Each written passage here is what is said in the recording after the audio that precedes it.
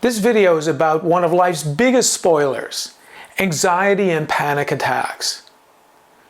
Through coaching and interaction with a lot of human beings and through my own experience, I've discovered that all of us deal with anxiety, whether we're always fully present to the impact or not. I personally had to deal with anxiety and panic attacks, though I didn't know what it was at the time.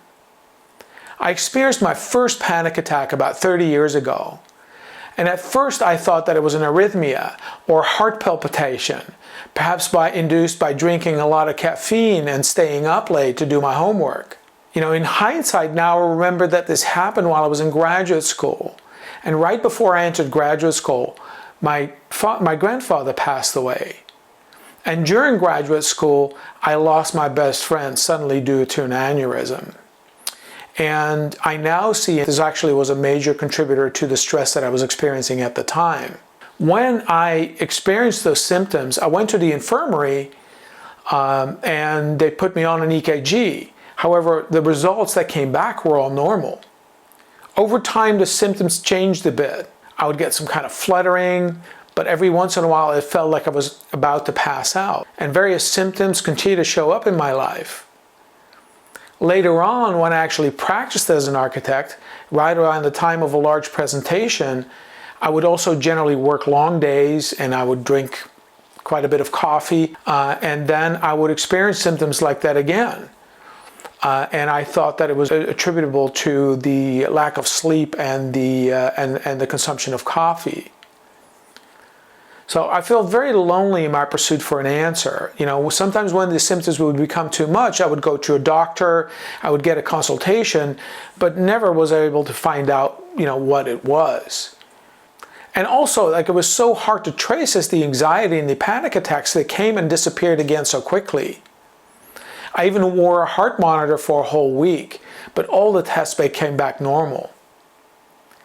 Now the result was that I slowly started to avoid what I perceived as stressful situations.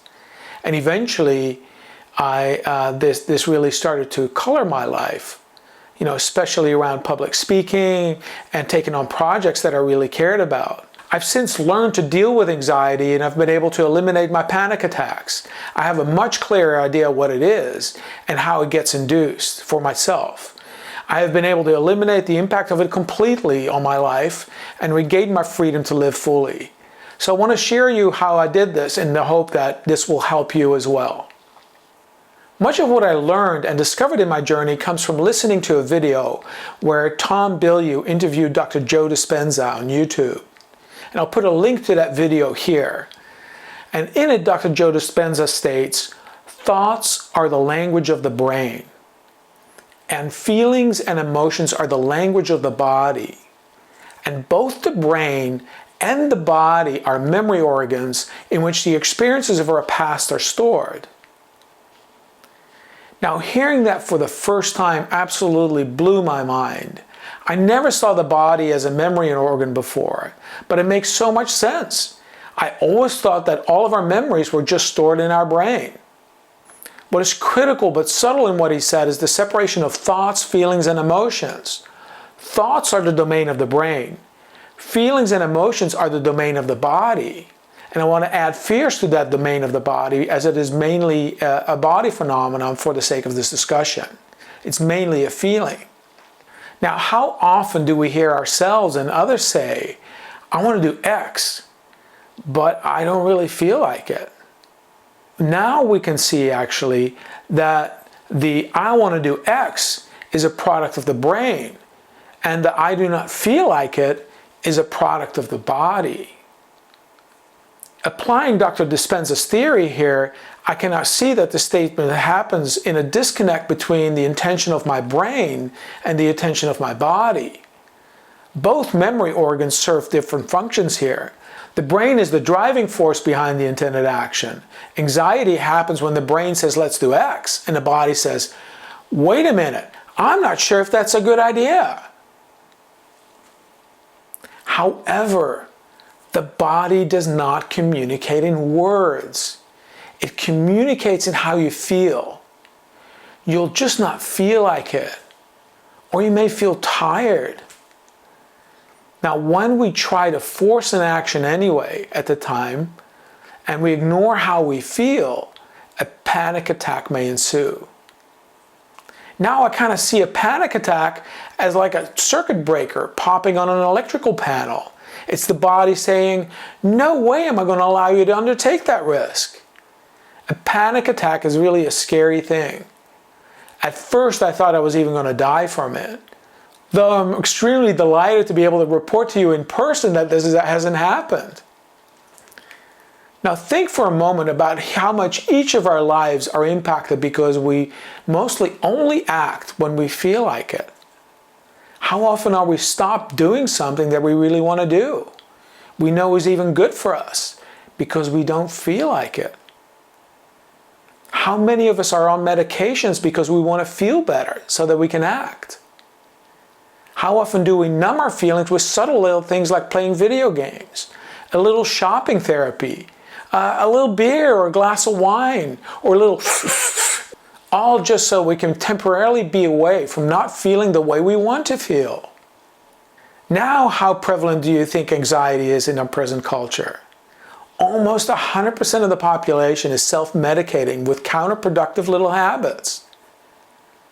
Now, not everybody may be experiencing panic attacks, but everybody is managing their levels of stress and anxiety. Now, many of us even try to change the world around us so that we can function better. Have you ever heard other people blame others on how they feel? Now, when we do that, we're actually committed to feel better so that we can act. But the problem is not external. It is internal. Remember when we thought we were alone dealing with this anxiety thing and we must be crazy because everybody else appears okay?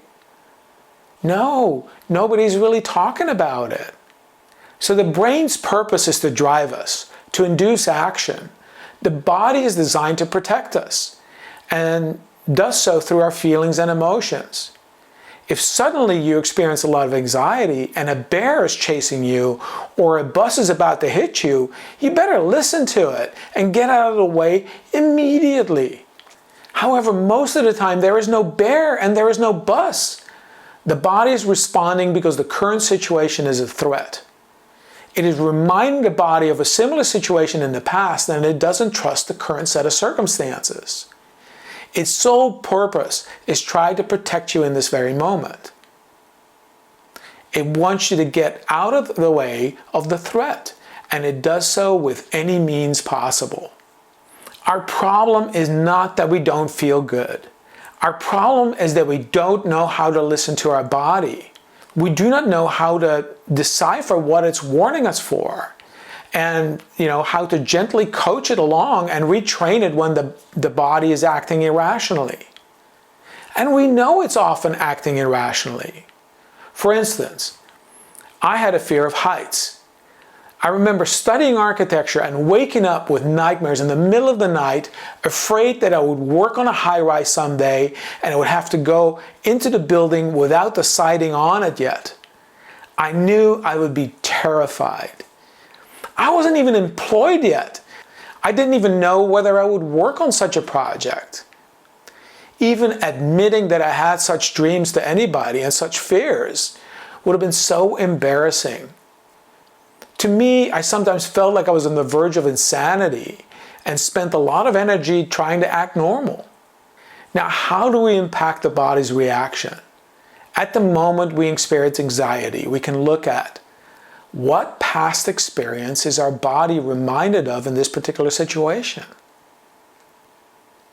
My experience is that most people I talked to about this had an answer almost right away.